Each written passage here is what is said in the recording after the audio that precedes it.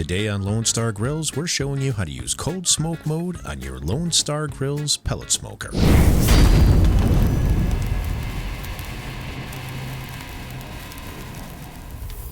Begin by turning on your controller with the power button, turn the knob till cold smoke mode appears, then press the knob in to initiate cold smoke mode. This mode will begin by filling the burn pot approximately 3/4 of the way full with pellets, then igniting a small fire. Around 6 minutes later, when the pellets are fully lit, the igniter will turn off and so will the fan. Now you'll have about 3 to 6 hours of smoke. During the light up process, please remember to keep your lid open so that you don't trap any heat in the cooker. You'll also want to run your smokestack about 80% closed. We want to keep airflow to a minimum, so it's also a good idea to place your smoker in a spot where there's minimal wind. And now that we're all set to go, we're going to smoke some cheese today. We've got 2 blocks of cheddar and 2 blocks of pepper jack. Use a wire rack to keep things clean and easy. Now just close the lid, kick back, and relax for a couple hours. Once the smoke stops, you can remove the cheese, and to achieve maximum flavor, vacuum seal it and get it in the fridge for about 1 to 2 weeks. We hope you enjoyed this video. Thank you so much for watching. If you'd like information on any of our products, give us a call or check out our links below.